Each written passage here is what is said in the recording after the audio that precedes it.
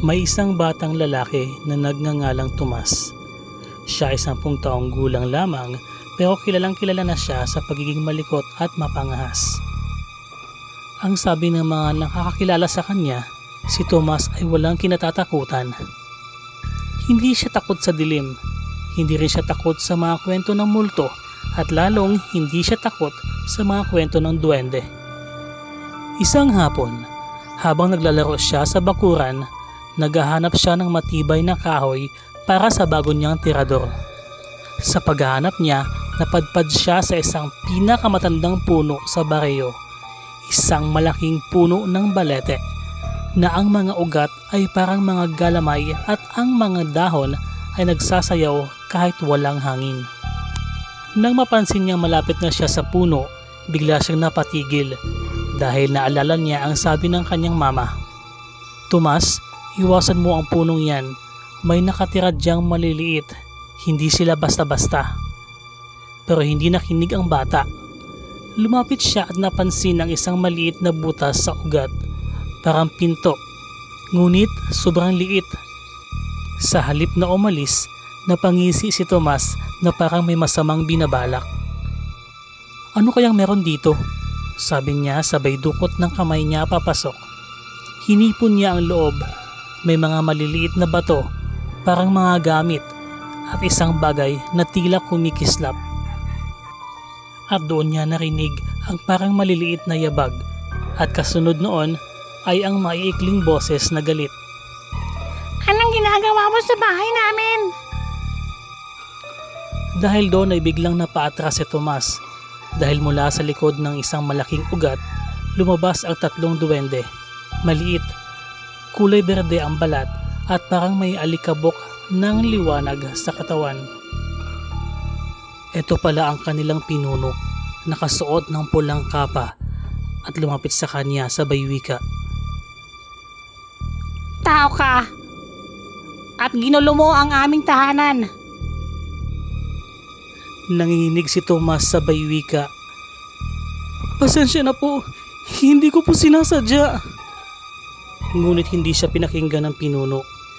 Itinaas nito ang kanyang baston at tinuro ang binti ni Tomas. Sa isang iglap, si Tomas ay nanlamig, nanghina at halos hindi na maigalaw ang mga paa. "Hindi ito parusa para saktan ka. Ang sabi ng duwende. Ito'y leksyon. Matututo ka."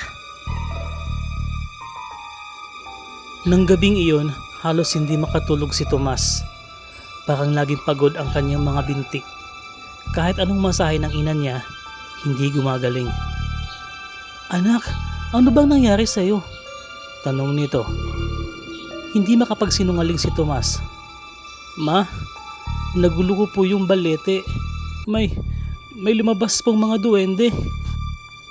Napatigil ang ina. "Sinabi ko na sa'yo." Ngunit hindi na niya itinuloy pa na pagalitan ng anak. Bagkus huminga na lamang siya ng malalim. Kinabukasan, hindi nakapaglaro si Tomas kasama ang mga kaibigan. Hindi siya makatakbo at hindi siya makalundag. Kahit paglalakad papunta sa tindahan, hirap na hirap siya. Doon, unti-unti niyang na-realize na mali siya. Habang nakaupo sa tabi ng balete, inisip niyang bumalik ang mga duwende. Pero walang hangin, walang liwanag, walang kahit anong ingay. Doon niya naramdaman ang tunay na pagsisisi. "Kung hindi sana ako naging pasaway, kung hindi sana ako makulit," bulong niya. Araw-araw siyang bumabalik sa balete. Dala niya ang mga pagkain, tinapay, puto, minsan prutas, at inaalay niya iyon sa paanan ng puno. Hindi niya alam kung nakukuha ng mga duwende, pero ginagawa niya pa rin. Isang hapon, habang papalubog ang araw, humarap siya sa puno at sabay luha niyang sinabi, "Patawad po, hindi ko po alam ang ginagawa ko. Hindi ko po sinasadyang gambalain kayo. Sana mapatawad ninyo ako." Ilang araw ang mga lumipas. Habang pauwi si Tomas, may biglang humarang na malamig na hangin. Nanindig ang mga balahibo niya. Paglingon niya sa balete, may liwanag na lumalabas mula sa maliit na butas. Unti-unting sumulpot ang mga duwende. Ngunit hindi sila galit, tahimik lang at pinagmamasdan siya. Ang pinuno ang unang nagsalita. Tomas, nakita namin yung mga pagbabago mo. Lumuhod si Tomas kahit masakit ang mga binte. Kung maaari po, patawarin ninyo na po ako. Hindi kami madali magpatawad. Sagot ng pinuno. Pero nakita namin ang puso mo. Nakita namin ang paggalang, ang kababaang loob, at ang paghihirap mo sa mga nakaraang araw. Lumapit ang duwende. Itinaas muli ang baston at tinapik ang binti ni Tomas. Isang mainit na liwanag ang dumaloy sa kanyang mga paa at dahan-dahan nagbalik ang lakas niya.